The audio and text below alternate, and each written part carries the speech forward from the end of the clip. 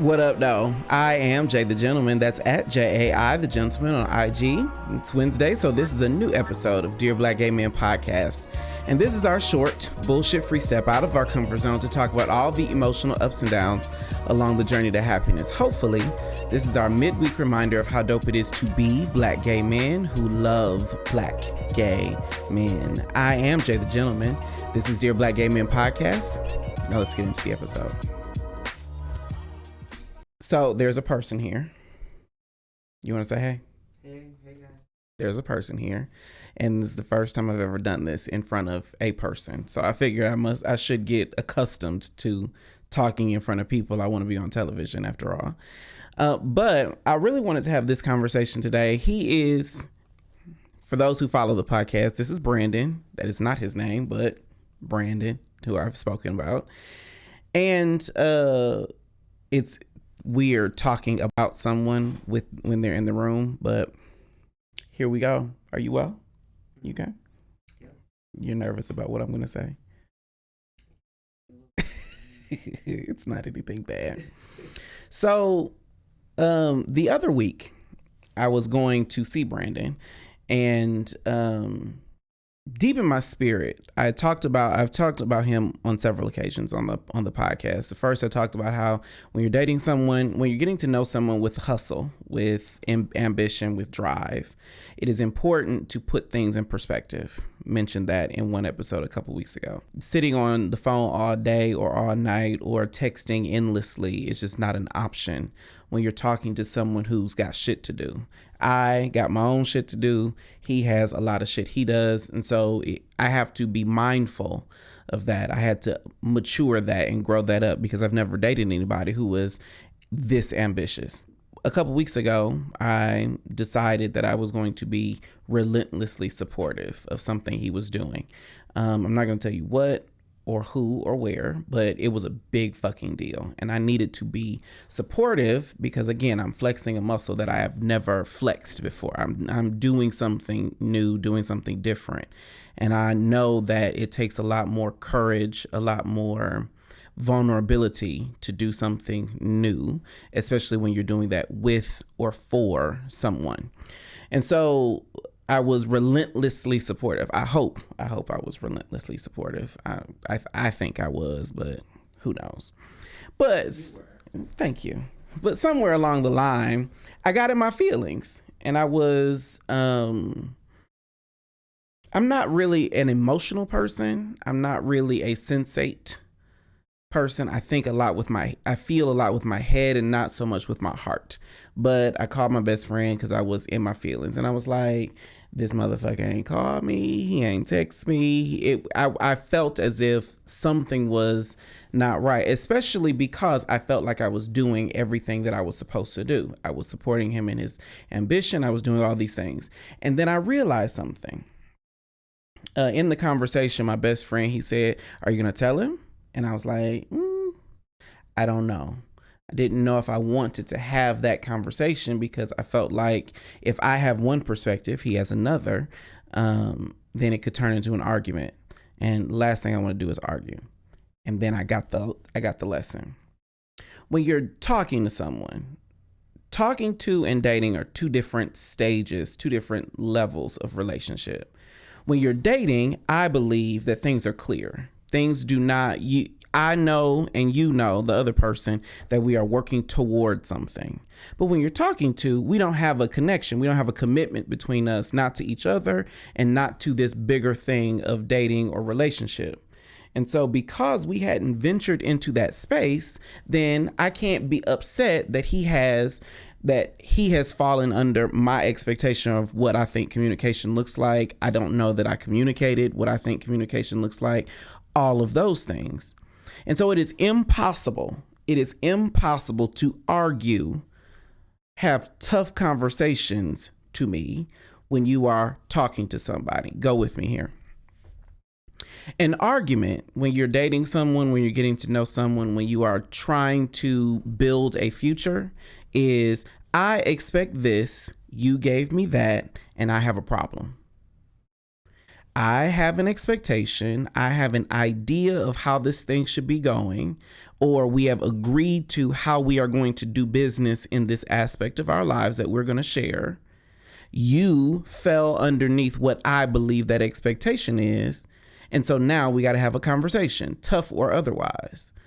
Any argument boils down to that simple equation. I expected this, you gave me that, and somehow or another that is insufficient.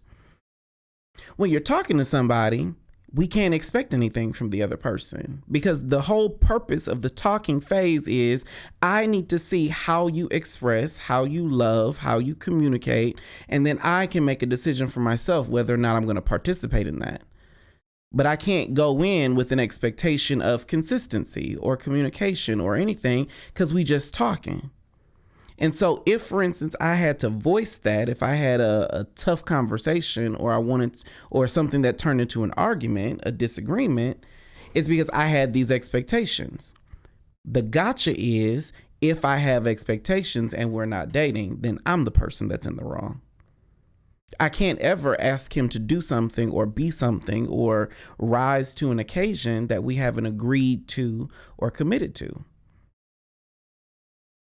I have to be realistic about what this is that we are doing. That's why when you see all the memes on Facebook or TikTok or wherever, and you know, it's usually the man that hits a woman with, "We ain't dating."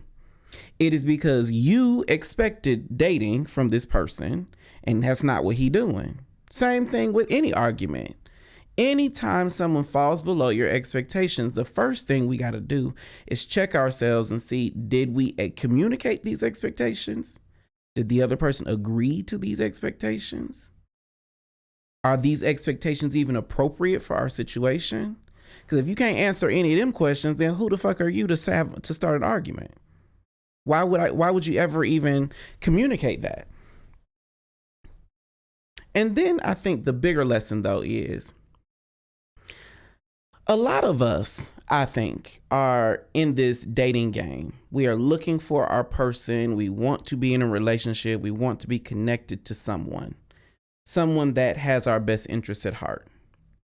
But there's levels to this thing.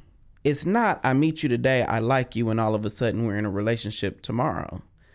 You got to talk to them. You got to see if, for instance, you want to participate in the way in which they do their life, their love, their communication. Then you got to say, yeah, I want to participate. And now we got to agree, what are we going to do together? Then you can be in a relationship. But so often I think we skip over all these steps. We keep things in our head. We don't say anything to the other person until they start fucking shit up. And the next thing you know, we're in our feelings, upset about shit we never even communicated that we wanted. I have done that many times. I get DMs all the time from people that say they do the same shit. The root of any disagreement, of any argument, of any disappointment is, did you say it? The first question you got to ask yourself is, did you communicate that this is a thing? I was having a conversation a long time ago about monogamy. It's unrelated, but go with me here.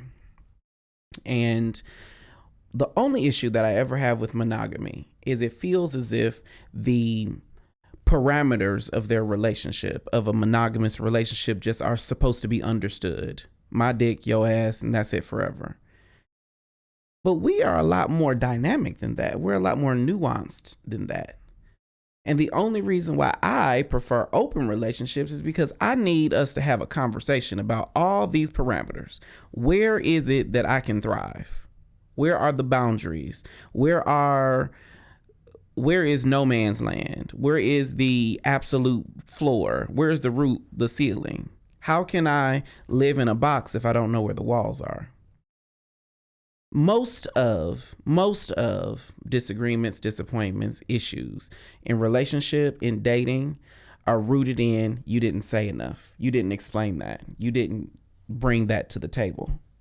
And I really do believe that if, for instance, we are to build better relationships, first with ourselves, then with the people around us, we have to be able to communicate what it is we want, how we want it, and then ask the other person if they can agree to it. Because otherwise, you're just going to set yourself up for another disappointment.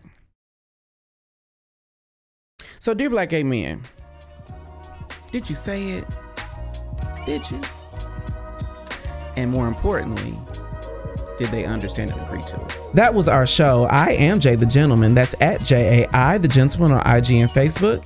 If this episode made you feel a little more dope, be sure to subscribe on YouTube, like the video, and share it with someone who needs a dopeness reminder.